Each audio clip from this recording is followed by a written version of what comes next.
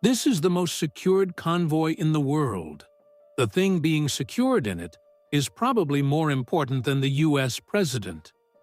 Nuclear weapons are being transported from one place to another in this convoy. If the convoy is attacked during transport, the world's most dangerous weapon could fall into the wrong hands, which could have a negative impact not only on one country, but on the entire world. Therefore, its security cannot be compromised in any way. How does a superpower country like America transport these nuclear weapons? What vehicles are used in this convoy? And how do federal agents handle it if there is an attack? Welcome back to English Zem TV videos.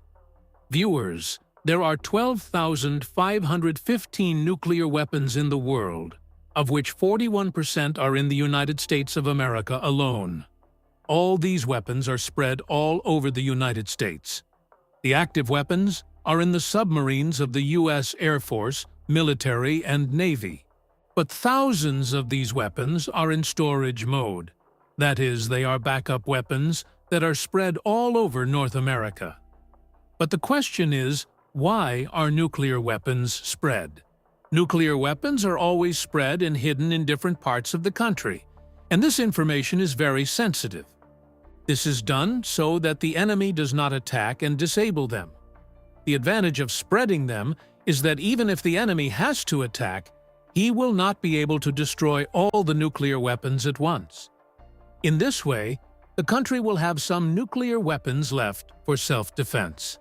Now that nuclear weapons are in a safe place, why is there a need to transport them from one place to another? The biggest reason for this is maintenance. Just as the maintenance of weapons is very important in the military, the maintenance of nuclear weapons is also very important. Obviously, at all times. That's why their mechanical parts rust when they are left lying around.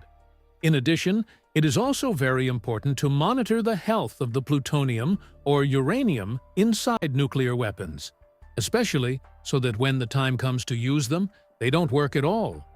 Considering all these things, nuclear weapons are installed at strategic locations, but their maintenance is done at a facility that is located at a central location. In the case of the USA, there is a separate federal agency called the National Nuclear Security Administration for the security and maintenance of all their nuclear weapons. There may be many other reasons for removing nuclear weapons from strategic locations, such as if the security forces, that is the intelligence agency, receive information that nuclear weapons are in a strategic location, they are immediately removed from there. The security of the facilities where nuclear weapons are kept is so strict and perfect that it is impossible to even wander near these facilities without permission. But when they have to be shifted from one place to another, this weapon, which can destroy the entire city in a single moment, is transported through the same roads that everyone uses daily. As long as it is hidden in a remote location, it is fine. But when it comes to the road, its security becomes quite complicated. To face this challenge, the U.S. government has created an entire agency whose job is to secure nuclear weapons. This military convoy that you are seeing is usually used in the U.S. to transport nuclear weapons from one place to another. At first glance, this doesn't look as big as a VIP's security convoy, but in fact, it is so secure that a common person can't even think about such security. The number of vehicles in this convoy can be different because it depends on how big the nuclear weapon is and where it will go. There are police vehicles in front and behind this convoy whose job is to get the convoy through the busy road without stopping. The vehicles in between these police vehicles are the real convoy. In them, armored vehicles drive side by side at a certain distance and on a certain side close to the truck, which are called Bearcats. To call them bulletproof would be an insult to their reputation because they are much more secure than that. Each armored vehicle carries 4 to 6 federal agents whose job is to protect the convoy from attack and at the same time counterattack. You can see holes in these armored vehicles which allow agents to fire from inside without having to get out. These agents are not ordinary people, but trained commandos who carry handguns, shotguns, and assault rifles, along with millions of rounds. If that still doesn't work, they also have an automatic machine gun mounted on top of their armor. But all these weapons are only used in case of danger, if ever a nuclear weapons truck is attacked. During normal transport operations, these agents keep an eye on every little thing and share it with each other. All the vehicles of convoy are connected to each other via radio. This radio communication takes place on 3 separate channels. On one channel, all these armored vehicles contact each other and coordinate in case of an attack. On the other channel, the armored agents receive updates from the other vehicles in their convoy. According to the SOP, a nuclear convoy should have at least 5 armored vehicles with trucks, and the remaining 2 1 kilometer ahead. Every few minutes, the commander in the main convoy checks the situation with the 2 armored vehicles ahead. The purpose of dividing the communication into separate channels is so that if attackers jam a radio frequency or if there is a problem with the main convoy, the 2 vehicles ahead can use their own channels to call for help. In addition, this entire convoy is also connected to the Emergency Control Center on a 3rd channel. The Control Center staff's job is to track the location of the convoy in case of an emergency and arrange for a backup force for immediate assistance.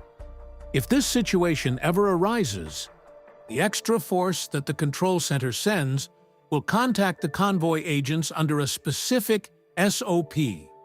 Then, whether this extra force is from the police or the military, the Control Center will inform both forces separately through a code word encrypted radio link. Upon arrival at the scene, both forces will not trust each other until the secret codes given to them match. This is done only so that an attacker cannot impersonate a police officer and gain access to the nuclear weapon. This is just one of these SOPs, while agents have separate SOPs to deal with each situation. The truck moving in the middle of these armored vehicles is no ordinary truck, because that is what all this security is for.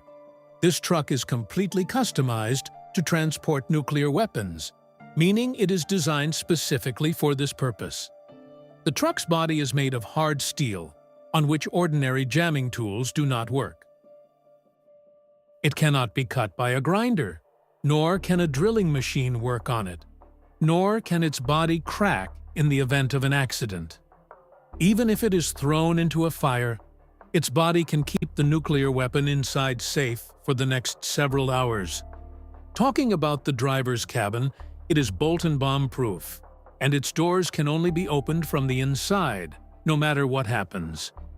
While the strength of the truck protects it from attackers, it also has a disadvantage. Its weight is much more than a normal truck, equivalent to 25,000 kilograms. For this reason, in the event of an attack, this truck cannot move very fast or make sharp turns. But behind this weakness, there is another security feature hidden. If the auto takers somehow manage to take control of the truck and try to take it away from here, the explosives on the truck's axles will explode, causing the truck to separate from the wheels and fall to the ground. Now, since it is quite heavy, it will not be possible to pull it without wheels. As for the nuclear weapon inside the truck, not even the CIA agents have access to open its container. It has electronic locks installed on it, the electric keys of which are only available to the National Nuclear Security Administration. However, even if someone were to force their way into the truck's cargo, they would be greeted by an automatic spray gun inside the container. This is a very thick and sticky spray. When it falls on anyone, its adhesive material prevents the person from moving easily, meaning their movements are restricted. If there is still anyone left in the container, they will immediately receive an electric shock, the voltage of which is 6 times higher than the electricity coming into the house. Let me tell you that this entire convoy is being watched by 2 U.S. military helicopters at all times. When the helicopter's fuel starts to run low, the other 2 helicopters replace them first, and then they can leave their position. There is a separate backup force inside these helicopters, and they are also ready to cross any limit to save the nuclear weapons. Due to all these security features, the world's most dangerous weapon, at least in this case, cannot fall into the wrong hands. In the history of the United States, nuclear weapons have been transported thousands of times, but not a single convoy has been attacked to date. I hope you will like and share this video of English Zem TV. Thank you very much for your loving comments. See you next wonderful video.